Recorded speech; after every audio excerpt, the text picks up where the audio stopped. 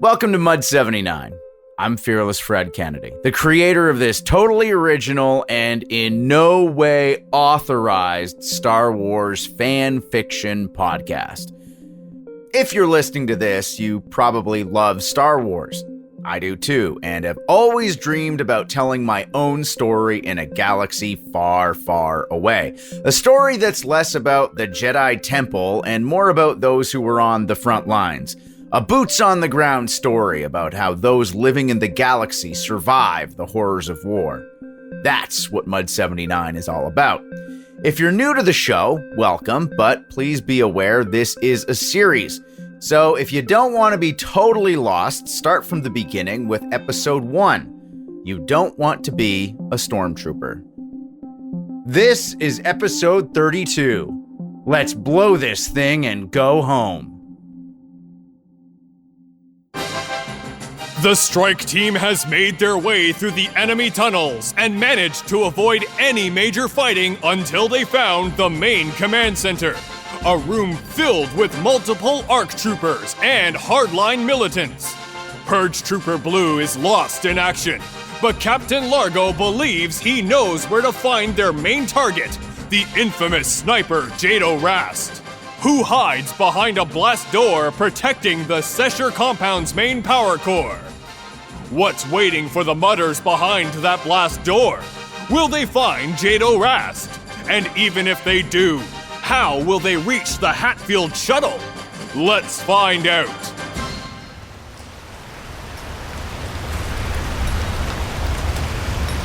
With a sliding blast door like this, you line up along the center, because the doors open from the center, and as each half recedes into the wall, you spring forward, creating a distanced target for the enemy. You're spread out, and it becomes more difficult for them to bring you down. In practice, I'm not sure how effective it is, but this is what they taught us, and everything else had kept me alive so far, so this is what we did. No give either. The second the latches steamed and the doors began pulling back, we went in. Red moved. I was second to her left and saw how clean she was with that A280.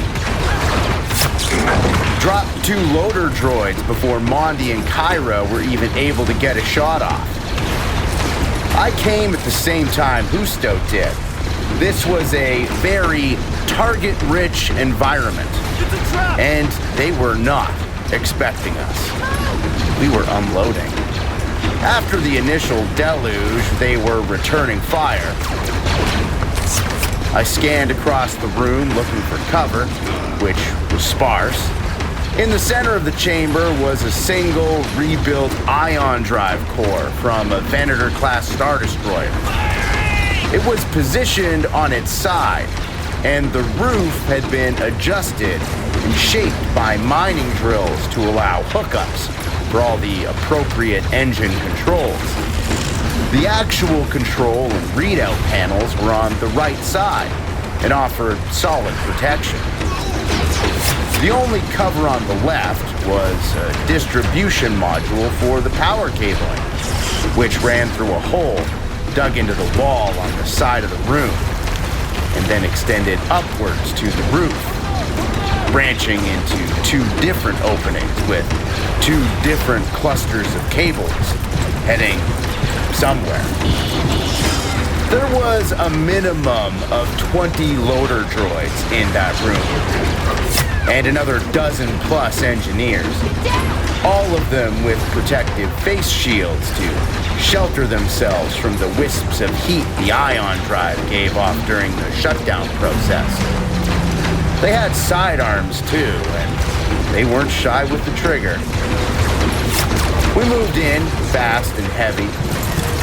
I tucked in beside the cabling module, fired rounds in bursts.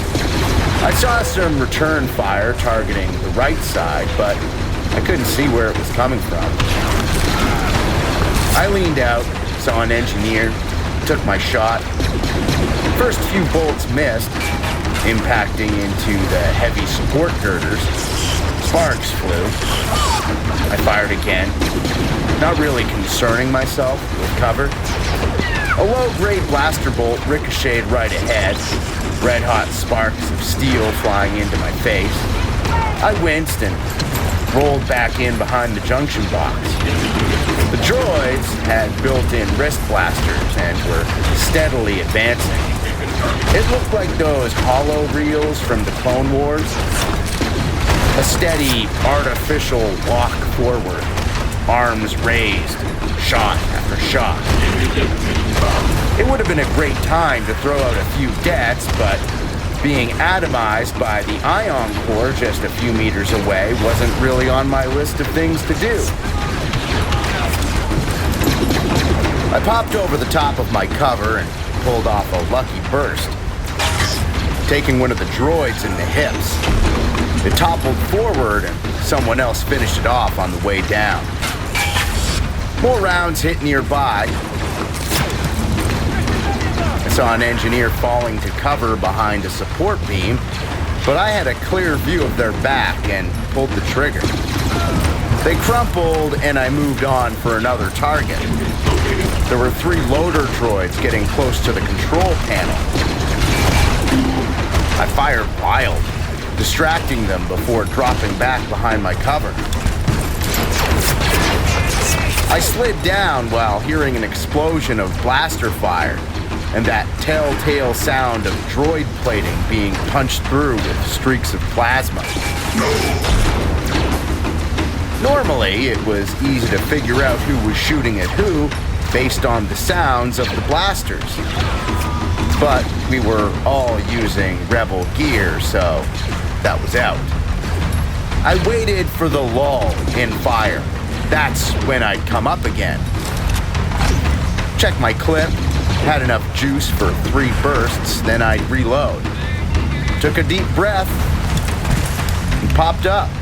Scanned, only to see Largo running ahead, pistol shifting from one fallen enemy to another, plugging the droids as they still twitched. Get their masks off. Look for the target. Let's go. I slung my rifle and did as asked. I just whipped back the mask on the closest engineer, a dark-skinned human male, and Mondi started yelling. Husto's down. There was a certain level of comedy to know that Justo, the guy who always rubbed our nose in it when we got injured, was going to be spending a few days floating in the tank. So I just kept inspecting the enemy wounded, hoping I'd be the one to find target A. I only looked over because I was getting close to where Cairo was busy working on Justo, specifically his neck. He was shot in the neck, and I knew right away that wasn't good. Justo, the Terrakasi champion of the 934th Legion, was in a bad way. Mondi saw it happen. She saw the shot that brought him down. It was a droid. I saw him roll out of cover, and there were 2 loaders right there. Hit him once in the chest, and then again in the neck. Clean, right below his jawline, and tore through. He was right beside me. He tried to shout, out of shock, I guess, but the neck was cooked. The blaster bolt actually took out part of his spine. That's what killed him. Cairo was prepping for a tracheotomy, but he was inspecting the wound and noticed the singes on the back of Justo's neck. The twitching was just nerves. He's gone. I was standing close to some of the fallen enemy when I heard that. I wondered what it meant, what we would do. That was answered when Red came over and started rifling through Justo's med satchel. He's got a Bacta respirator, doesn't he? Kyra already had it out and handed it over. I don't think that'll help. The shot tore out part of... It's not for him. We found target A and need to get her evac'd now. She's been hit clean in the chest. She's alive, but I don't know how much longer she has. Then she ran over to where the captain was leaning over a slight body. Red checked the target's vitals. and cinched the respirator tight, adjusting the back to flow. The captain nodded to her and began an inspection of the drive core. Let's move, people. We're on a timer. He was placing charges on the side of the core housing, punching away at the switches, and on the last keystroke, they lit up. The lights flickered off and on as they primed. Well, now we are. What about Sergeant Husto? Leave him. Cairo looked like he was about to say something, but brushed his hands over our medic's eyes and laid his head down to rest. Let's move, 79. He held us in a glance as he got up. There was an element of the LT there, that he was looking out for us. He shot his chin forward and waited for us to get moving. I remember having a moment where I looked down at the body, but knowing the way those situations go, I don't know if that actually even happened. Those things are seldom as poetic in the moment as they are in hindsight. We hit the catwalk, moving quickly, our feet clunking along the metal grating. Red had the target slung over her shoulder. They were out cold, hands in binders. The back-to-respirator strapped to her face. And then we started heading back down the catwalk. So we followed, leaving Husto behind, his body still twitching in the flickering light of the ion drive. The forced labor down by the Blith roots were hiding behind the hydroponic vats, while the droids prodded them with stun batons. They weren't programmed to do anything but keep the collars working the plants. They wouldn't even acknowledge anything else as an issue. I wanted to head down and free the workers, but there was no time. We were leaving our dead behind, and that wasn't something we ever did before. So the odds of Largo agreeing to liberate prisoners? No, that was off the table. We were making an exit in an enemy ship that we had yet to steal. The whole aspect of the mission was flooding back, and I began thinking, how can this get worse? The crew back in the main control room were prepared for evac. They'd moved the loose furniture around the room to form a loose barricade to the side of the door we'd entered through initially. It was positioned out of direct fire from the entrance and forced the enemy to come in from the side with no real cover, exposing them to a barrage of plasma every step they took. They were still prepping the position when we charged in on them. 3 enemy combatants came in from the shuttle bay, but we managed to convince them the dead were from a rival separatist faction that had infiltrated our ranks. A weak ruse, but they dropped their guard long enough for us to neutralize. Hefspar had taken charge and was the first to speak to Captain Largo when we got back. Here's your data core, sir. It's loaded pretty thick, and I'm 99% sure it's got some viral files floating around. The security protocols they were employing were way too lax. I wouldn't trust it. Good work. On jar text, give it a proper scan. And one more thing, Captain. They mentioned the evac is mostly complete. A few smaller shuttles are left, but they also mentioned another hangar with heavy cruisers that was causing delays. But we didn't learn anything specific. No time. The captain nodded while placing the data core in an inside pocket of his jacket. Then let's get moving. The Hatfield. We all know its location? He was focused more on Hefspar and Arkim. They were the speeder pilots after all, but everyone was looking at each other and discussing where they'd seen it on the way in. Essentially, the exact opposite side of the shuttle bay. Then Largo motioned us forward. We hustled back past the enemy barracks, out the equipment room, and reached the balcony without even knowing how many Seshers were waiting for us. But we got a decent hint when they opened fire as we came down the steps to the main level. They were trying to pin us where we had minimal cover, trap us in the relative open. Largo was right at the front, flanked by Red with Arkim and Hefspar close behind. The rest of us were lined up near the rear in a loose column. I was at the very back, with Mondi just ahead. Before we came under fire, my eyes were on the A280's clip readout. I was checking to see how much charge was left, the usage of ammo and all that. The initial barrage startled me. I was expecting something, but it still took me by surprise. I flailed backwards. My feet came out from under me. It was like a slapstick comedy. But they kicked Mondi forward as I fell onto my ass. I didn't see what happened because my eyes were closed and everything was moving so fast. She tumbled down the steps, miraculously coming to rest behind a burnt-out grab dolly. I later joked that I probably saved her life because my elegantly executed combat maneuver got her out of the line of fire. She never saw it like that because during her fall, she broke her ankle. But at least she had a safe spot to writhe in. She was so low, it was hard for the enemy to even see her, let alone lock in on her. All of us were scrambling for cover. There was a stack of discarded fuel barrels heading towards the main bay.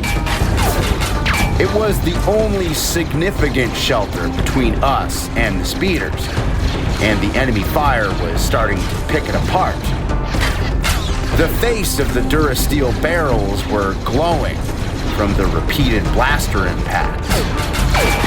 Largo didn't concern himself with caution.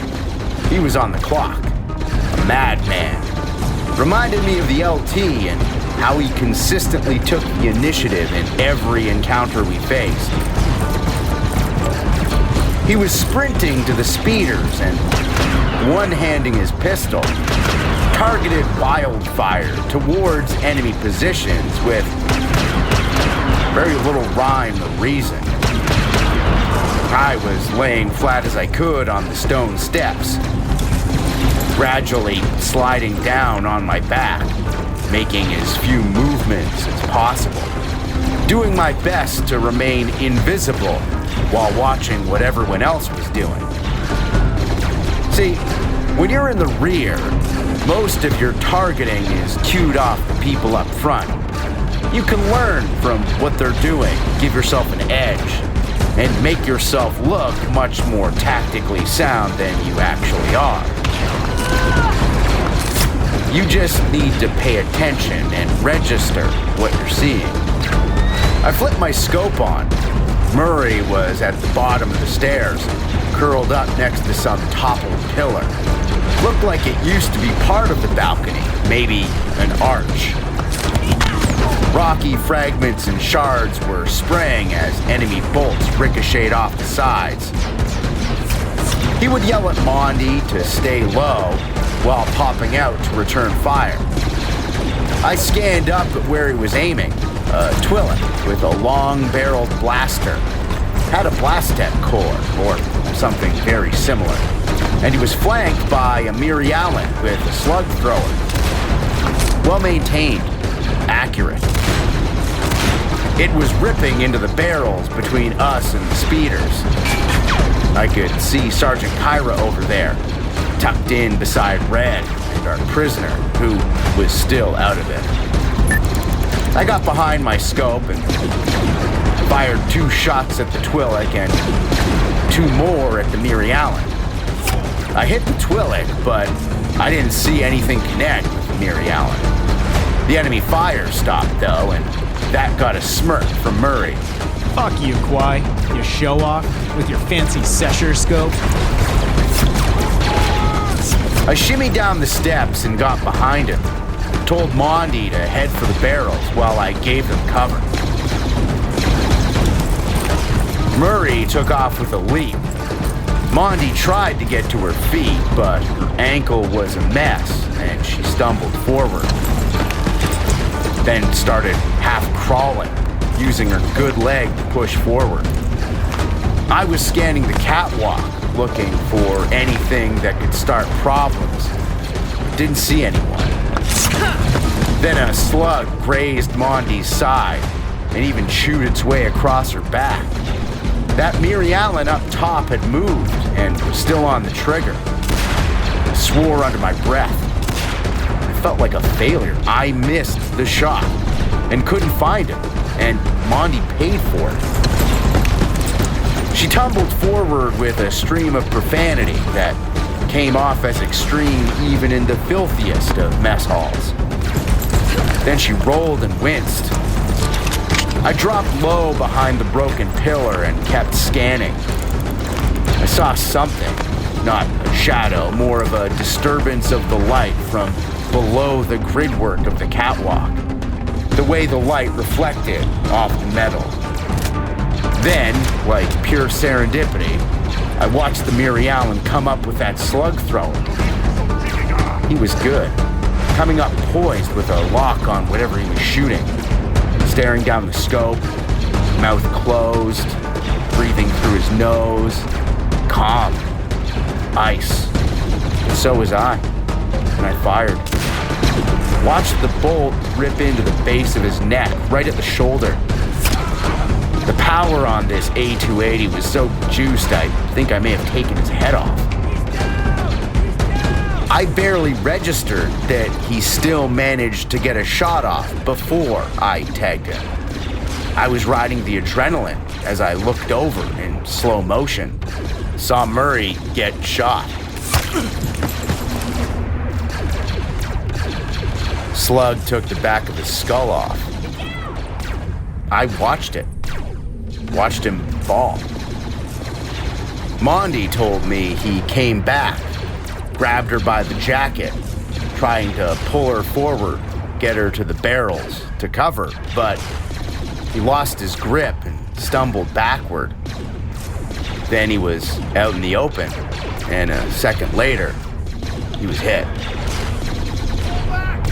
She saw it too. We downed a lot of Kang tree the night she told me that. There was no weird emotional moment then when we were in it. I was very aware of my situation, what was happening. I just ran forward. I knew we had a gap to get Mondi to cover. I knew we were still a few clicks below the surface. I knew we were surrounded by Sesher assholes trying to pump us full of plasma and slugs. And there was an ion core prepped to blow any second. I got up and ran to Mondi. I was pulling her to her feet when Speeder Cat slid up in front. Get in, asshole! Wolf was right behind. Sergeant Hefspar yelling at everyone tucked in behind barrels to load up. Someone take the gun. We had Red up top on Cat's E-Web, chewing the catwalks apart. I threw Mondi into the back like a sack of empty canteens. Oh, easy. I think I'm missing half my ribs. I muttered an apology while hopping in and shooting. I wasn't even shooting at anything, just targeting spots I assumed an enemy would use as a hide. Spots that made the most sense. You run enough simulations, you have enough encounters with hostiles, you almost predict what will happen. When you're not actively targeting an enemy shooter, you just go through the motions. Arkim hit the accelerator and we zipped through the bay, unloading on anything that moved. That mad dash for an exit. And it's a separate mentality from everything that happened before. It's really hard to explain. I've talked about these experiences with other mutters, even other seshers from Ceston and the other theaters of conflict. And all of us have this habit of compartmentalizing everything. That run and gun trip through the shuttle bay was wild. I burned through my whole clip, but I don't think I actually hit anything. I was really just spraying at blurs on catwalks and behind crates. Red and Kyra were doing damage, though. Up on the big guns. They weren't even targeting Seshers, but every shuttle they could get a bead on, they dug into.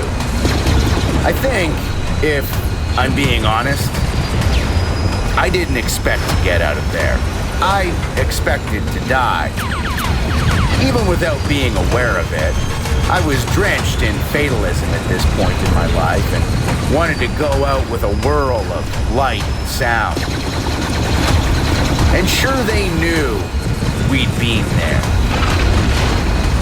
That we came into their house and trashed the place. Wolf's PR-20 came across looking like a beam cannon with its rate of fire.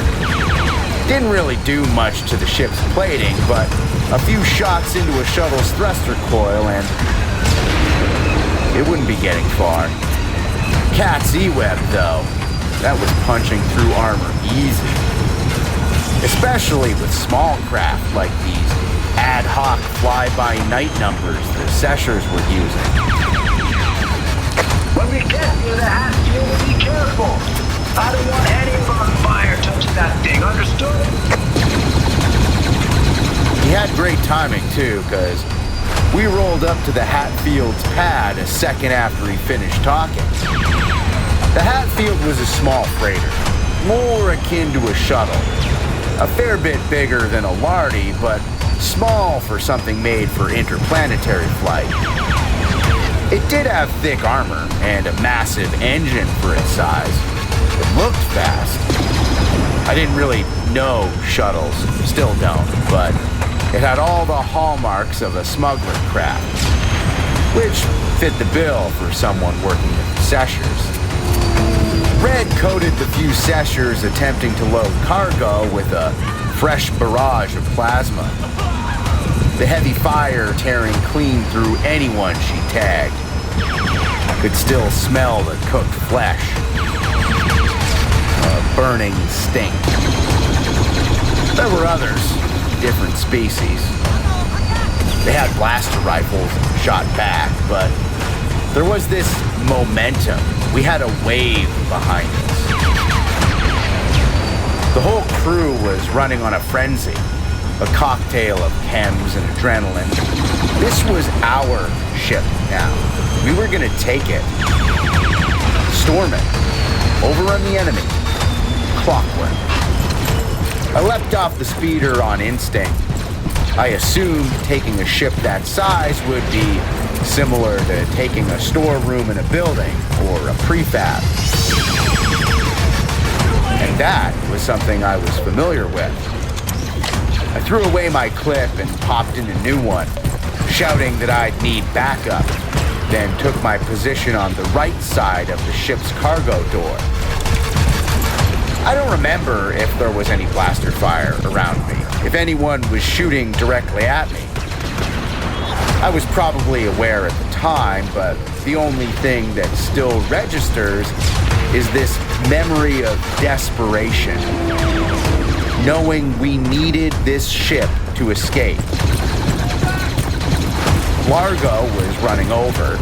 I remember Kyra was on Wolf's PR-20, and Hefspar was at the wheel, shifting from side to side, running a net of defense, slicing through any pursuers. Take it quiet, I've got you. His pistol was high in front, so I rounded the corner and went in. There were 3 Twi'lek, and they were scrambling. When things move that fast, they're all just figures, shapes, targets. I popped the first, a male with a peach complexion. 3 rounds right in the chest. He had black markings on his Leiku. I was turning the rifle on the Sesher immediately to his left when the other Twi'lek, a third, a female with dark blue skin, shot them in the back with their pistol. I knew her. I knew that Twi'lek. There was recognition. It's about time. Been waiting for hours. Largo came up from behind me. Stay the trigger, Corporal. This is Siphon. I lowered my rifle, still trying to piece together what was happening. Go help your squad mates, Trooper. I'll prime the engines. Hefspar was carrying Mondi, and Red had the prisoner over her shoulder. While Arkim and Kyra were in the rear in a staged retreat, burning through ammunition. I saw some Seshers springing along the catwalks and fired in their direction. I'm pretty sure I hit one, but there was no time to confirm. Our crew were boarding the Hatfield while Largo was taking pot shots from the back of the cargo door. The engines kicked in and the ship lurched. I just got my footing on the cargo ramp. Grabbed a random support cable to stabilize myself, which kept me from falling out the back end as we started pulling up. That cargo door came up fast, and you could still hear the blaster fire outside while we lifted off. I dropped my rifle and took a spot on the floor beside Mondi. Hefspar was over top her, treating the wound on her side. The Deveronian emptied a small satchel of first aid gear and hosed Mondi down with a sputtering stream of Bacta. Everyone, hold on. Things are gonna get bumpy. I'll need someone on the gun. Heading up. To say things got wild is an understatement. You heard the quad cannon on the roof light up as Siphon spun the shuttle on a loop around the bay, Red sowing chaos with a healthy dumping of heavy fire on the enemy. Then we pulled up into one of the tunnels that led to the surface. I was in the dark, literally and figuratively. The ship's interiors went down, so it was near pitch black there. There was dim light coming back towards us from the cockpit, the illumination from the instruments, but not much else. Then we were dropping and accelerating and rolling. I held on to Mondi with my left to keep her stable, while my right was still holding onto the cargo netting on the side of the hold. Hefspar was on the other side, doing the same, with every muscle tensed as we bounced around like rag dolls. I felt for Mondi, but she was on a fresh dose of pain meds and wasn't even making much sense. I remember feeling jealous because at this point, my pain meds were really starting to wear off. Or at least I was noticing, and my shoulder felt like it was being torn apart. The grinding and crunching from inside the joint. Even with the pain, I remember being more nervous than I was at almost any other time during the mission. Maybe it was the pain getting me nervous. Or maybe it was knowing things were entirely out of my hands. No matter what had happened, one wrong move on the stick from whoever was flying this thing, we were done. If the enemy scored even one lucky shot and sent us grinding up against a cave wall, we'd be toast. It was a total crapshoot from here on in, and I was aware. But we held on, the whole team, quiet, in the dark, clenching our stomachs with every roll and lurch. Then, light. The whole cabin lit up in daylight from the cockpit above us. Brace! She hit the accelerators wide open, and all of us slid back. I was in a full body flex, feeling my pulse through the pain in my shoulder. Mondi puked everywhere, namely all over me, who was the closest to her, keeping her held tight against the floor, just wishing we were done. But that was it. That was the last bit of excitement we had during this mission.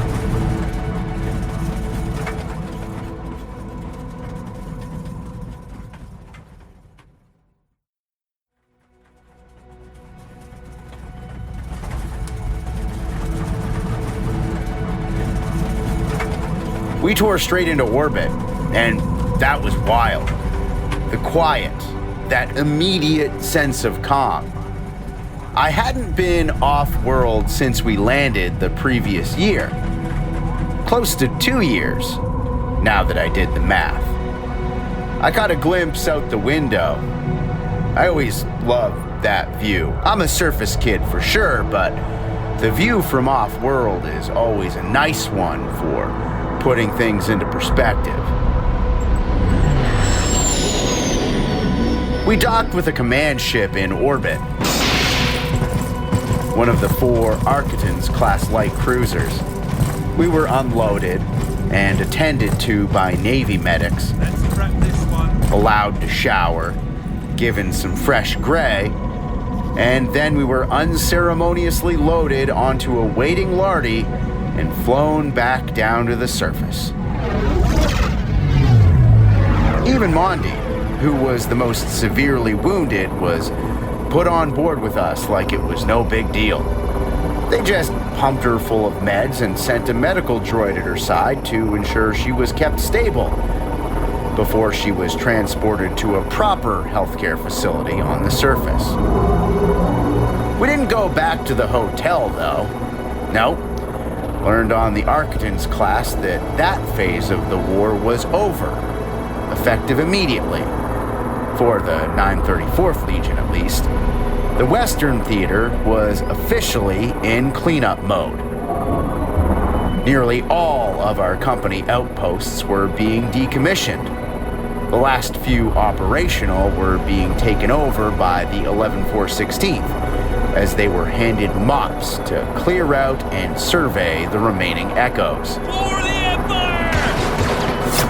79th Platoon and the rest of the 20th Company were being reassigned along with our entire Legion in preparation for the next phase of the Ceston 4 conflict, the Eastern Front.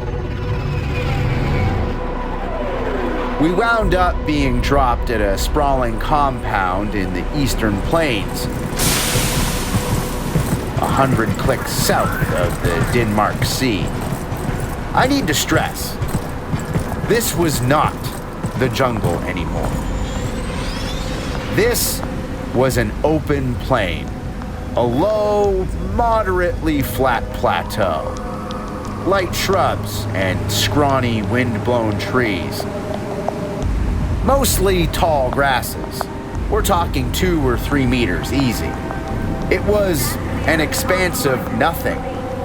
Low rolling hills, the only real geographical feature. We built a loosely fortified camp, meaning a field with over 10,000 Imperials and row upon row of prefabs.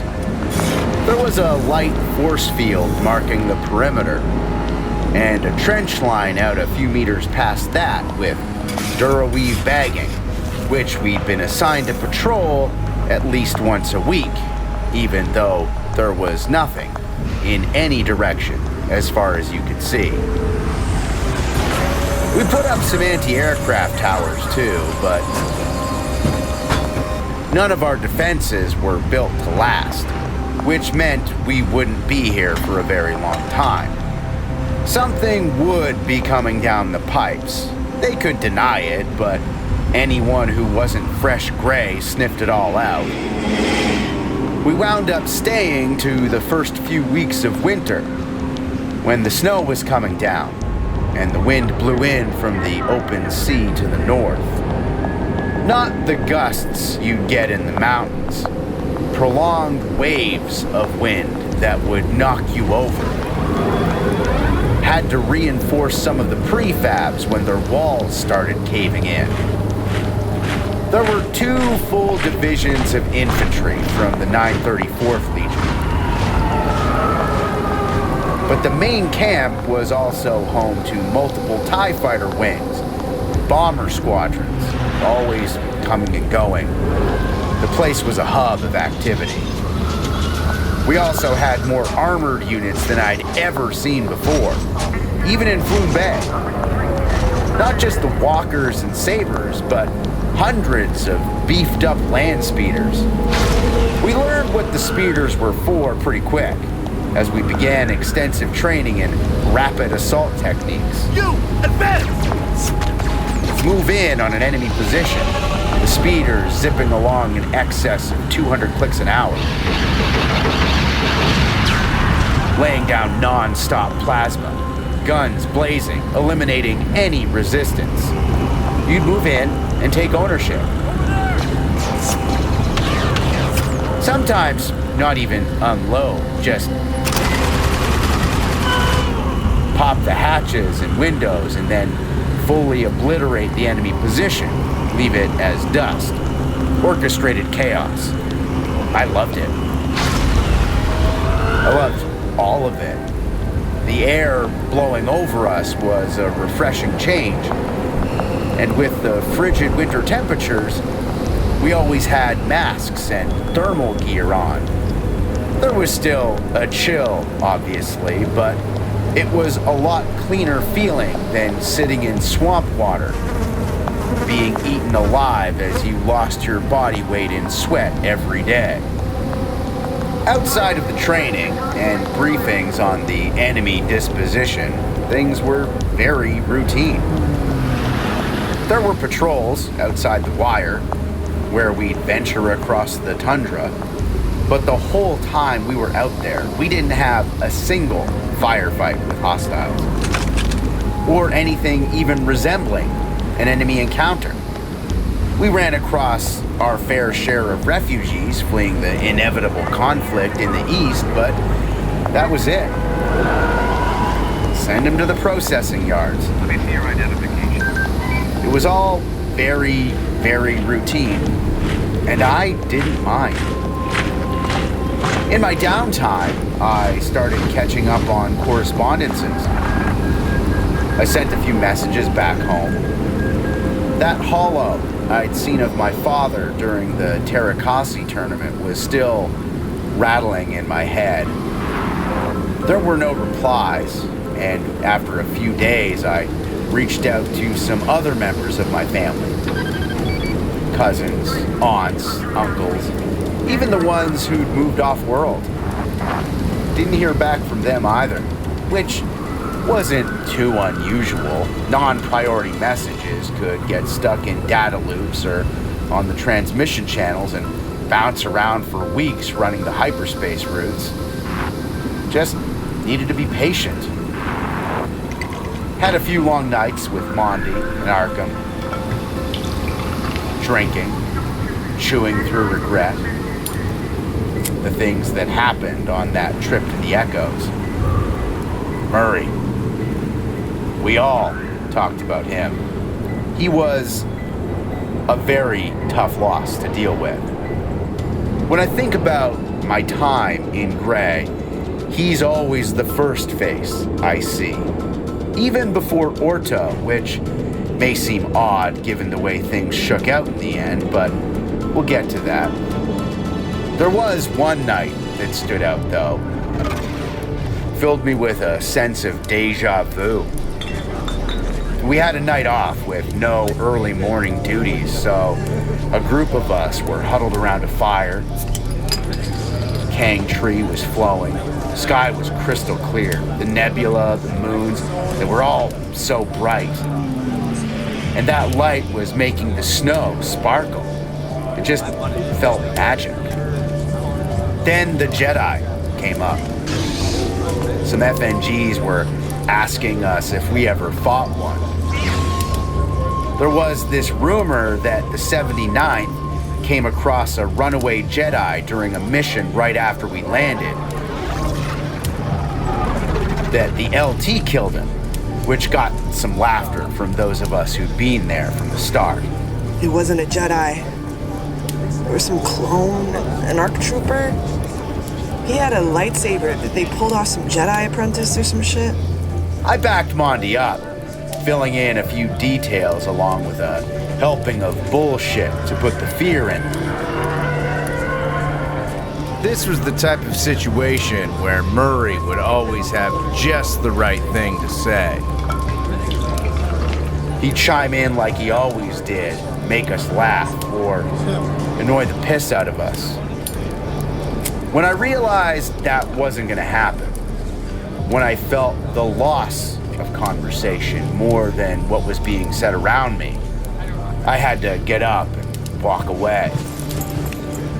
I was about to break. I was being eaten by memory. Staven and Murray, my two closest friends, were dead. I loved the rest of my platoon. I loved Mondi and Puenda and Tolan and Eltherium like blood. But I was missing spokes. I felt a sway in my role. I was on my way back to the barracks to clean up and hit the rack. Maybe do some more carving like the LT instructed me to do all those months ago. But I walked past the senior NCO mess, which was a ratty prefab where all the sergeants and warrant officers would get drunk and throw drinking parties that we weren't allowed to attend. Quiet! Get over here.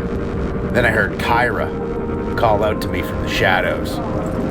He didn't sound like a friend. He was hostile, but I came. I had to. End of the day, the guy had rank. Sit down. He was on a bench outside of the prefab, and there was a half-drained bottle of liquor beside him.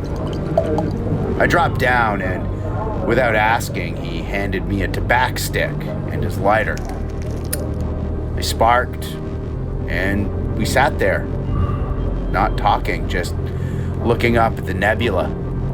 A thin wisp of a cloud passing over, doing little to block out the purple behind it. I didn't want you shooting those enemy wounded. I looked over at him. That was weeks ago. It took me a second to even realize what he was talking about. He reached for the bottle and took a swig, handed it over, pulled it back, then took another. You didn't need to do that. I know Largo. Those types. The white coats. The stuff. They don't care about us, Kwai. You know that? He handed the bottle over and then motioned for me to drink. They don't. It's a numbers and dots thing. It's numbers and dots. They don't spend enough time here in the dirt. The things they make us do, it kills. It kills everything. And I can't make you do it too. Those F&Gs. The fresh gray. You. Me. We need to keep them clean as long as we can. He lit another stick and took the bottle back. Because eventually, we get stained. You know? We lose it. We don't clean up. In the big war, we did things. The people who made droids, we killed them. The war was over and we kept killing. And they knew. The Republic knew. And it was all the same people. And now, we're doing it again. We're always doing it. But you're good. We have some good ones, Kwai. And we need to keep them that way. You understand? He put his hand on my shoulder and leaned in. He wasn't crying, but he looked like he was about to. 'Cause it's not over. It's coming again. And when this one is done, it won't be over. You're gonna need to keep going. Need to keep them clean. Keep them clean, Kwai. Clean. Then he stood up, kept muttering the word clean as he ambled away. He left his bottle though, so I just sat there and took a few pulls as my stick burned away. I got back to the barracks, went inside and ignored two of my fellow troopers who were clearly caught mid-coitus. Then I curled up on my bunk, hugging the bottle as I fell asleep. It was one of those too drunk, but not so drunk you're spinning sleeps, where the very act of sleeping feels exhausting, where it feels like work and you wake up in a sweat. Then the alarms on our bracelets all sounded. It wasn't a wake-up alarm. This was an all call. What the fuck is this? And it came in just before 0800, which was later than we normally woke up, but still total bullshit for anyone who'd spent the night drinking, like I had. Still, I rolled onto my back, wiped the sweat off my forehead, and tuned into the hollow screen coming off my wrist. And look who was there to say good morning. My close personal friend, Commodore Meldeen. 1 year ago, I made a promise to the people of Seston 4 that they would be protected from the malicious misdeeds of a small number of corrupt tyrants, willing to barter lives for credits. With the Emperor's blessing, we offered food, shelter, and medical aid to anyone fleeing the territory surrounding Halfaken Bay, not only limited to the cities of Rishma, Ibtisbe, Jujabintar, and Protoss, but all communities in the region. We have welcomed millions into the Emperor's graces, and they have been resettled in numerous communities across Seston 4. But today, that grace ends. Today, we end this rebellion. Today, these hives of brutality and dissent fall as we scrub the entire eastern half of the main continent clean. Then the feed cut to a split screen of the four-mentioned cities as they were annihilated from orbit. A full bombardment, all of them, simultaneously, the time code still ticking. This was happening in the moment. We were watching this live. A display of firepower I'd never seen the likes of before.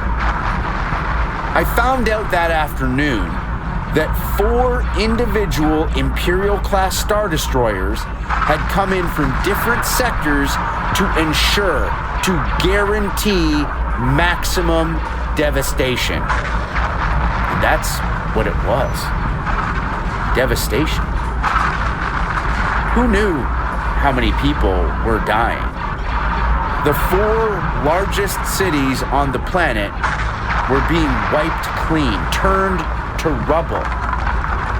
It was difficult to remember this was real.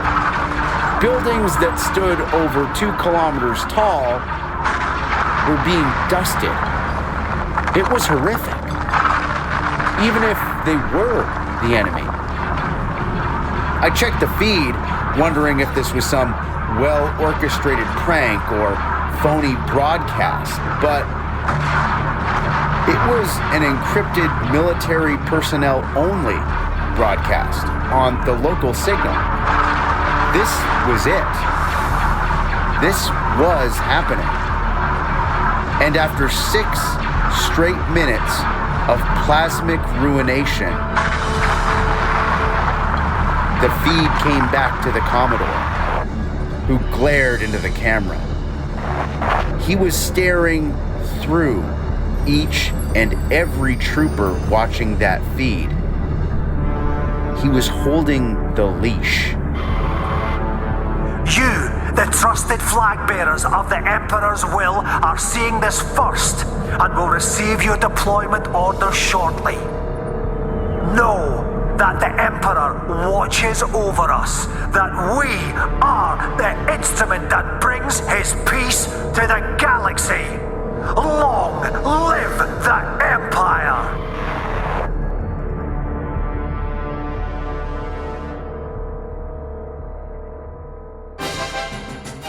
Has the Empire truly laid waste to 3 cities? How many casualties will there be? And what does this mean for the mutters of Platoon 79? That's next time on Episode 33, Thy Will Be Done. If you haven't already, make sure you follow the show so you'll never miss an episode or an update about our 3rd season. And while you're there, don't forget to rate and review us. It helps grow the show and will make my contemptible harpy of a producer much happier. We're available for free at Apple Podcasts, Spotify, Amazon Music, and wherever you get your favorite streaming audio, or you could listen at curiouscast.ca. Be sure to check out the show notes for more information and a full listing of Mud 79's cast. If you want to reach out to me directly, you can find me on Twitter and Instagram at fearless_Fred, or email me at mud79@curiouscast.ca. This show is hosted and written by me and Dila Velazquez, the Harpy, our producer. Sound design is by moi, and final production is by Rob Johnson. I will see you next season for more Mud 79.